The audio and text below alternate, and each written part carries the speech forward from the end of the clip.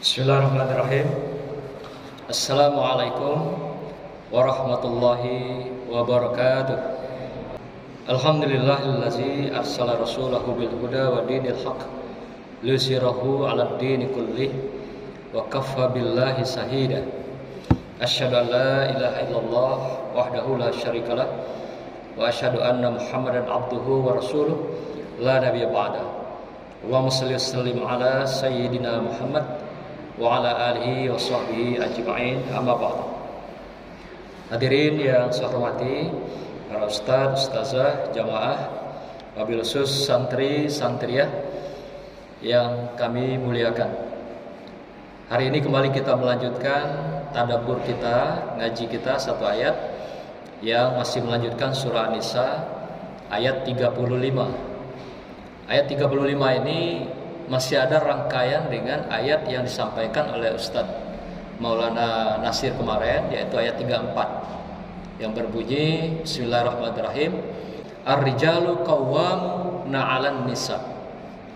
Bahwasanya laki-laki itu adalah pemimpin, adalah pemandu, adalah orang yang diamanahkan oleh Allah SWT untuk memimpin sebuah rumah tangga atau juga memimpin seorang wanita. Dari ayat ini kemarin sudah disampaikan ada kata kunci di sini, yaitu namanya yang kita kenal dengan qawwam. Qawwam itu artinya seseorang yang melaksanakan fungsinya dengan baik dan sempurna. Nah, artinya kalau di sini yang dimaksud dengan qawwam itu adalah laki-laki atau pria, ar-rijal, dari awal ayat ini ar-rijal qawwam, laki-laki itu adalah qawwam, artinya adalah orang yang diamanahkan Allah SWT untuk melakukan fungsinya dengan baik dan sempurna di dalam membimbing, menyantuni, kemudian juga sampailah pada memimpin seorang wanita. Kita tahu bahwa pembahasan yang lalu pernah kita bahas, yaitu bahwa kata Rasulullah, wanita itu diciptakan dari tulang rusuk yang bengkok. Nah, artinya tugas laki-laki lah, seorang suamilah yang meluruskan tulang itu, tapi tidak dengan kekerasan, tidak juga dengan paksaan, sehingga dengan kekerasan dan paksaan itu tulang itu bukan akan lurus, tapi malah akan patah. Nah, inilah sindiran-sindiran, ungkapan Rasulullah betapa lembutnya, indahnya wanita. Maka itu perlu segalanya diperlembut, diperhalus dengan kata-kata, tutur kata, dan juga perilaku yang lembut dan mempesona. Inilah yang akan membuat tulang rusuk itu menjadi lurus, bukan dipaksa, apalagi dengan dipaksa itu akan menjadi bengkok. Hari ini tren Bapak Ibu sekalian, anak-anakku sekalian, muncul ke permukaan yang menjadi trending topik, yaitu KDRT, kekerasan dalam rumah tangga. Nah, kalau kekerasan dalam rumah tangga tentulah dengan lebih mengedepankan emosional dan fisik, sehingga terjadi misalnya pemukulan dengan tangan, dengan kaki, dengan benda-benda keras, benda tajam, macam-macam. Baik terjadi di kalangan rumah tangga masyarakat biasa, bahkan juga terjadi di kalangan artis. Ya, tentu saja kita sudah mengetahui tentu kehidupan artis lebih glamor. Nah, tentu juga hal-hal seperti ini sangat mungkin terjadi di dalam kehidupan. Nah, tapi anehnya di dalam rumah tangga masyarakat biasa pun terjadi. Nah, ternyata dalam ayat ini dibahas salah satunya, apa menyebabkan salah satu penyebab rumah tangga itu KDRT adalah nusus. Di akhir ayat ini ada dikatakan nusus. Nusus itu adalah sikap pembangkangan seorang istri, membantah, melawan. Atau juga dengan kata lain, ada yang dibahasakan oleh mufassirin, nusus itu adalah seorang wanita merasa lebih hebat dari seorang pria, dari seorang suami. Nah, sehingga suami merasa dikidalin, dikilanin, atau dikecilin oleh seorang istri. Sehingga kadang seorang istri menjadi seorang pembangkang, melawan, dan menolak mengikuti perintah sang suami. Itulah namanya nusyuz. Dengan kata lain, istri yang membangkang pada suami. Nah, kadang-kadang suami juga dengan keadaan-keadaan tertentu timbul emosi, kemarahan yang berlebihan, sehingga sampailah melakukan kekerasan dalam rumah tangga. Maka itu ayat ini mengajarkan pada kita, pada pembahasan yang lalu sudah dikatakan, ada 3 hal dari sini diberikan contoh oleh Rasulullah SAW dan diperingatkan Allah dalam surah An-Nisa ayat 34 ini. Kalau menemui istri yang nusyuz, yang tadi dikatakan membangkang, merasa dirinya lebih hebat, apa yang dilakukan? 3 hal kata Allah. Dan ini sudah dicontohkan Rasulullah SAW. Yang pertama adalah kamu berikan peringatan dengan lemah lembut, bukan dengan caci maki, bukan dengan emosi, marah yang tinggi, sampai pada akhirnya dengan bermain tangan, kaki, atau benda-benda lainnya, sehingga menjadilah KDRT. Maka itu diberikan pedoman, panduan pada kita, berikan teguran dengan lemah lembut. Ditegur atas kesalahan, atas kekurangan dan kelemahan istri kita atau wanita yang menjadi bagian dari hidup kita itu. Nah, karena mereka sudah melahirkan anak-anak kita, membesarkan anak-anak kita, memelihara anak-anak kita, menjaga rumah tangga kita, bahkan juga merawat kita. Maka itu langkah pertama, jangan dulu dengan emosional. Berikan teguran yang lemah lembut. Yang kedua, kalau yang pertama tidak mangkus, tidak mempan, katakan begitu. Langkah kedua apa yang dilakukan? Tinggalkan mereka, kata ayat ini. Tinggalkan artinya bukan lari jauh-jauh, bukan meninggalkan rumah. Bahkan kalau menurut Quraisy Shihab dalam tafsir Misbahnya, meninggalkan istri itu jangan lari dari kamar itu gitu. Dan jangan lari dari tempat tidur. Kira-kira begitu. Artinya seperti apa? Kalau tadinya kita tidur berdekatan, dibikin jarak sedikit. Kalau tadi bertidur, kalau tadi tidur dengan istri berhadapan, kemudian dikasih punggung gitu. Nah, kira-kira seperti itu meninggalkan istri itu. Jadi bukan lari dari rumah, meninggalkan rumah, pindah rumah. Ada juga bahasanya pisah ranjang begitu. Nah, sebenarnya Rasulullah tidak sampai begitu. Tetap tidur di tempat yang sama, tapi tidak lagi seperti biasanya gitu.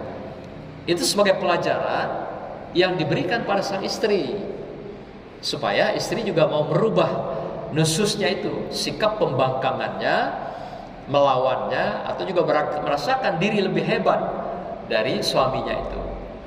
Nah, yang kedua enggak juga mempan, tidak juga berubah ini sang istri. Lakukan yang ketiga, kata Allah. Apa itu yang ketiga? Boleh memukul. Nah, memukul ini pun Rasulullah ingatkan betapa banyak yang datang kepada beliau, istrinya melapor, suaminya memukul dirinya dengan tangannya, dengan kaki, dan dengan benda-benda. Dilapor kepada Rasulullah. Rasulullah mengatakan bahwa sebaik-baik suami pria adalah mereka yang terbaik terhadap istrinya dan keluarganya. Ini katakan Rasulullah berulang-ulang dalam banyak hadis. Ada yang diriwayatkan oleh Ibnu Majah, Tirmizi, Bukhari, Muslim, dan sebagainya. Artinya kalau hadis ini banyak muncul seperti ini, banyak kasus yang muncul datang ke Rasulullah, yang datang sudah melakukan KDRT dalam rumah tangganya gitu, melapor kepada Rasulullah. Rasulullah katakan, ingatkan bahwasanya seorang pria, suami yang terbaik adalah yang terbaik terhadap istrinya dan keluarganya. Artinya tidak kasar, tidak main tangan, main pukul, sehingga babak belur sang istri di dalam sebuah rumah tangga. Nah, artinya apa? Secara hukum pun boleh dilaporkan oleh istri kalau dalam sebuah rumah tangga terjadi KDRT. Maka itu Rasulullah mengatakan stop KDRT ini, karena itu tidak baik, tidak akan memberikan suatu kemuliaan, kesempurnaan, dan kebahagiaan rumah tangga. Apalagi rumah tangga kita bangun adalah untuk litaskunu ilaiha, yaitu membangun ketenangan di antara kamu. Nah, di antara itu artinya ada pria dan wanita di antara. Jadi kalau hanya pria saja, tidak akan terbangun ketenangan, kedamaian, dan kebahagiaan itu. Kalau wanita saja juga tidak akan terbangun kedamaian, kebahagiaan dalam rumah tangga. Maka itu ada dikatakan ilaiha, antara suami dan istri. Maka artinya harus ada kerjasama untuk saling menjaga ketenangan, kedamaian, kesejahteraan. Maka disitulah lahirnya nanti kebahagiaan yang dibingkai oleh mawaddah warahmah. Mawaddah itu artinya menghilangkan semua sangka, prasangka, buruk sangka, emosi, kemarahan, kebencian, hal-hal yang jelek di dalam diri setiap kita. Itulah mawaddah.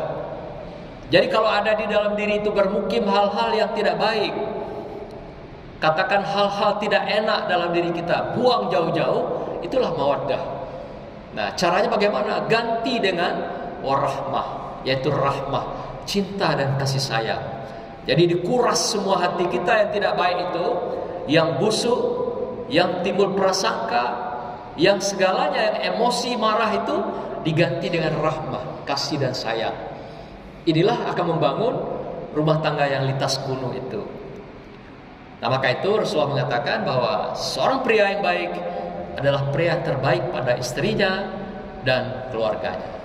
Nah, pada ayat hari ini kita bicara adalah ayat yang 35, lanjutan dari ayat kemarin, di mana ayat ini saling terkait sebenarnya, 34, 35 ini, yang berbunyi wa in hibtum shiqaqa bainihima fab'asu hakama min ahlihi wa hakama min ahliha iyurida islah hayuwafiqillah bainahuma innallaha kana aliman khabira.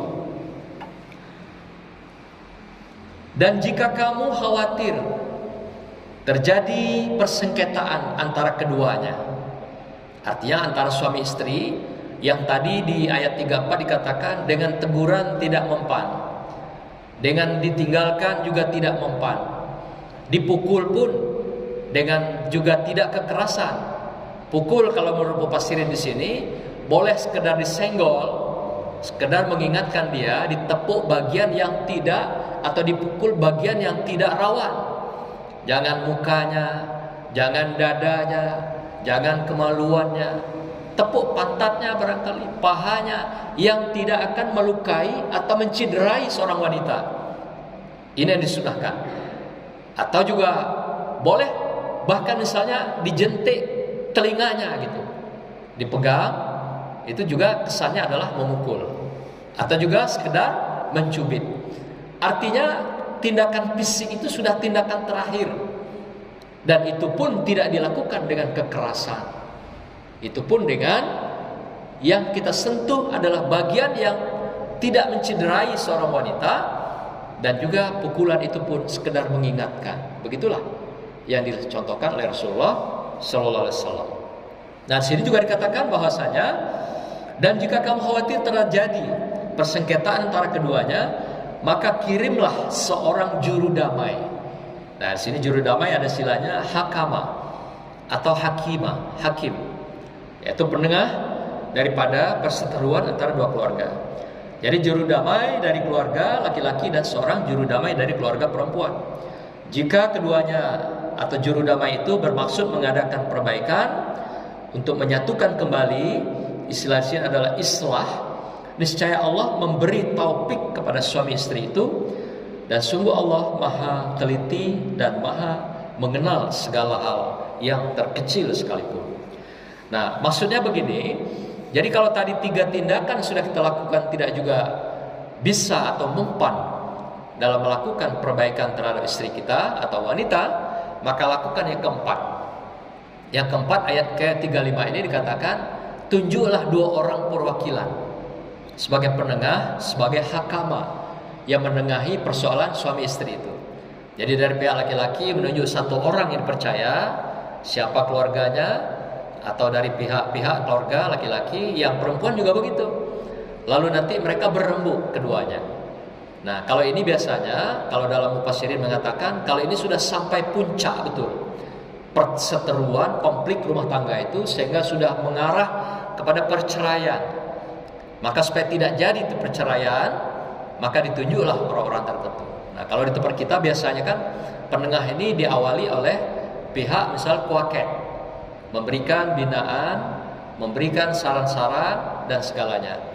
Nah, itu juga sebagai bagian daripada untuk menyelesaikan perseteruan dalam sebuah keluarga. Nah, di sini ditunjuk adalah dua perwakilan. Nah, perwakilan inilah yang berbicara dari hati ke hati, mengenali setiap problem dalam sebuah rumah tangga yang bertikai atau suami istri itu, dan disinilah nanti dicarikan titik temu. Nah, maka itu islah adalah jalan yang terbaik, yang terindah. Islah itu damai. Damai itu adalah membangun ketenangan kembali, persatuan kembali, keutuhan kembali, kebahagiaan kembali dalam sebuah rumah tangga, supaya tidak terjadi perceraian antara suami dan istri. Nah, sampai begitu dilakukan di dalam Islam. Jadi tidak ujuk-ujuk sebuah kesalahan langsung dengan KDRT, kekerasan. Tapi ada 4 tahapan yang dilakukan dengan begitu baik dan indah, diberikan tuntunan oleh Islam atau dalam Islam. Nah, maka itu kata Allah, barang siapa dari hasil kebaikan keduanya tadi yang dirundingkan oleh hakama, wasit atau penengah atau orang yang ditunjuk tadi, kemudian juga suami istri beriktikad baik kembali untuk menjalin keakuran, kebahagiaan kembali, keutuhan keluarga ini, maka Allah akan berikan taufik kepada suami istri itu dengan sebaik-baiknya. Taufik itu satu jalan kebaikan, keindahan, keberkahan, dan juga rahmat, pintu cinta, kasih sayang baru di dalam sebuah rumah tangga, sehingga mereka betul-betul kembali ke dalam sebuah keutuhan dan terjaga dari perpisahan atau perceraian rumah tangga. Karena bagaimanapun Bapak Ibu sekalian, sebuah rumah tangga yang terjadi perceraian itu akan terjadi broken home. Selain korban ibu dan bapaknya, pasti juga anak-anaknya dan keluarga. Bukan saja nanti waktu mereka kecil kehilangan kasih dan sayang, tapi sampai mereka dewasa, mereka akan kehilangan kasih dan sayang itu. Maka itu broken home ini, kegagalan, kehancuran rumah tangga ini sangat diwanti-wanti oleh Islam. Jangan sampai terjadi, jangan sampai retak, jangan sampai pecah. Maka itu kata-kata talak itu adalah kata yang dibolehkan, tapi sangat dibenci oleh Allah SWT di dalam Islam. Jangan pernah berkata, terucap kata talak itu, walaupun dibolehkan, tapi dibenci oleh Allah SWT dalam Islam.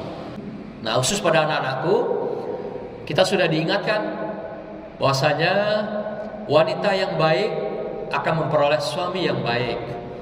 Wanita yang pezina akan memperoleh suami yang pezina. Dalam satu ayat Al-Quran mengingatkan, mencari suami bukan karena cintanya, bukan karena cantik dan gantengnya, tetapi apa? Carilah karena iman dan takwanya. Karena dengan iman dan takwa itu mengantarkan kamu kepada Allah, mengantarkan kita kepada ilal jannah, ya, mengantarkan pada surganya Allah, dunia dan akhirat. Kebahagiaan diberikan oleh Allah dalam bentuk taufiknya, kasih sayang, diridhoi Allah dunia dan akhirat. Nah, kalau yang tadi hanya dasar cinta, ya, karena cantiknya, karena gagahnya, tetapi dia kering dengan iman dan takwa, apa yang terjadi? Akan mengantarkan kita kepada ilan nar, yaitu masuk neraka di dunia maupun di akhirat. Nah, ini salah satu contoh tadi disampaikan, bahwasanya keluarga yang hancur, keluarga yang berantakan, konflik sampai pertikaian, perceraian, itu karena tidak dilandasi oleh keluarga yang dari iman dan takwa pada Allah SWT. Maka itu Rasulullah juga mengingatkan, carilah wanita 4 hal. Salah satu yang paling utama adalah iman dan takwanya pada Allah. Jadi boleh dicari karena kekayaannya, keturunannya, sampailah kepada kecantikannya. Tapi yang paling utama jangan kau tinggalkan adalah apa? Iman dan takwanya pada Allah. Dengan iman takwa itu akan mengantarkan engkau kepada ilal jannah. Dan kalau calon suami istri Anda nanti kering iman dan takwa, akan mengantarkan Anda semua kepada ilal nar, yaitu nerakanya Allah dunia dan akhirat.